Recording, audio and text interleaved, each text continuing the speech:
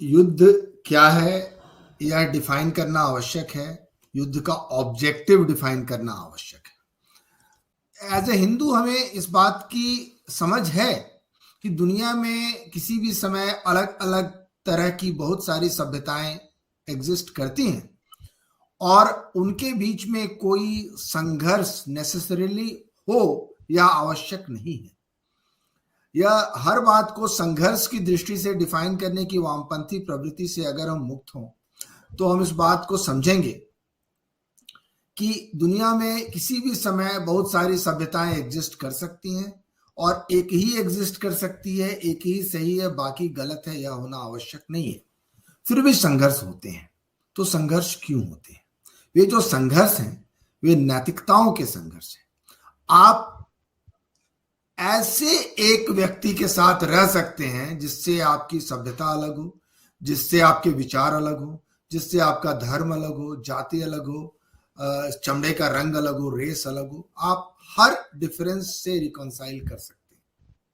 आप एक डिफरेंस से रिकॉन्साइल नहीं कर सकते हैं, वह है अगर उसकी नैतिकता आपसे अलग हो।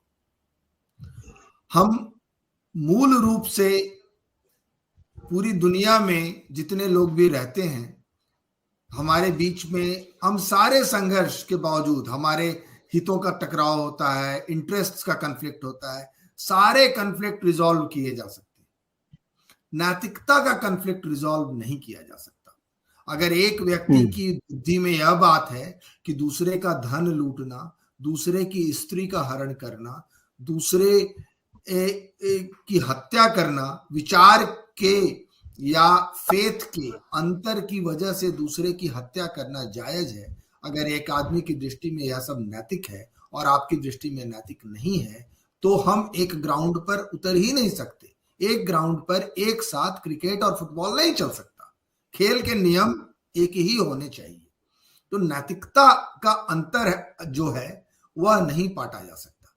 मनुष्य तो छोड़े, आप जब एक पशु रखते हैं घर में ना, तो उसको भी आप इंश्योर करते हैं कि वह आपकी नैतिकता को सब्सक्राइब करता है।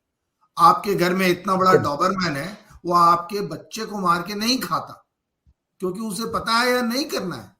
वो आपके बच्चे को अपना भोजन नहीं समझता।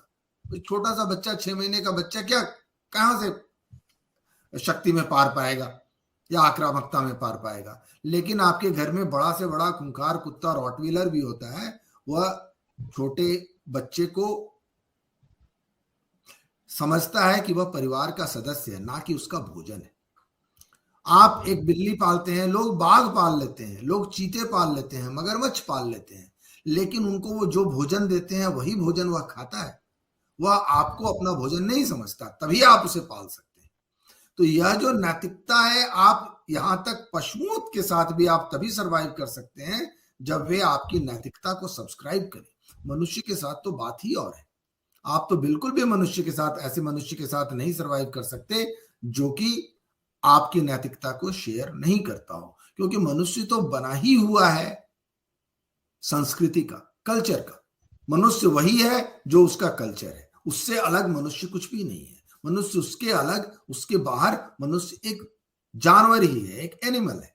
मनुष्य को एनिमल से मनुष्य में जो परिवर्तन है वह कल्चर की वजह से आया है। और जब मैं यहाँ कल्चर कहता हूं तो कल्चर की विभिन्नताओं को मैं ठुकराता नहीं हूं, या कल्चर की विभिन्नताओं को मैं रिफ्यूट नहीं करता हूं कि विभिन्न कल्चर्स के साथ हम नहीं रह सकते, लेकिन एक डिफरेंट मोरालिटी के साथ हम नहीं रह सकते।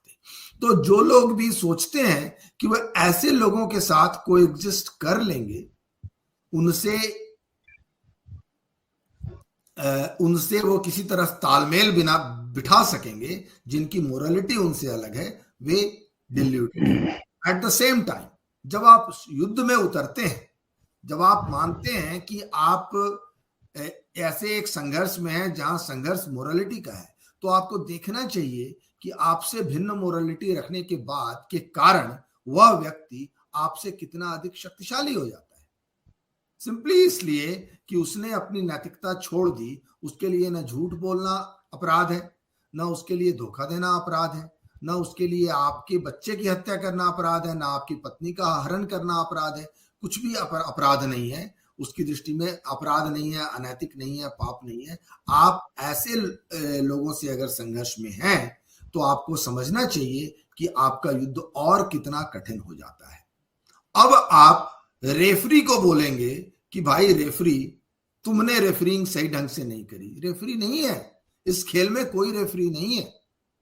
जिस खेल में खेल के नियम प्री डिटरमिन्ड नहीं है, खेल के नियम में दोनों पक्ष मैदान में एक ही नैतिकता से बंधे हुए नहीं है, उस खेल का कोई रेफरी हो ही नहीं सकता। तो उसके बाद हम मैदान में उतरते हैं और उतरने के बाद रेफरी की ओर देख के हल्ला करते हैं कि उसे रेड कार्ड दिखाओ, उसे ग्रीन कार्ड दिखाओ। वह तो ना तुम्हारे रेड कार्ड की फिक्र करता है, ना तुम्हारे ग्रीन कार्ड की फिक्र करता है, ना फाउल की फिक्र करता है, सीटी बजने पे रुकता है। तो युद्ध को समझना होगा कि हमारा युद्ध कैसे लोगों से है और हमारा युद्ध किन कंडीशंस पर है।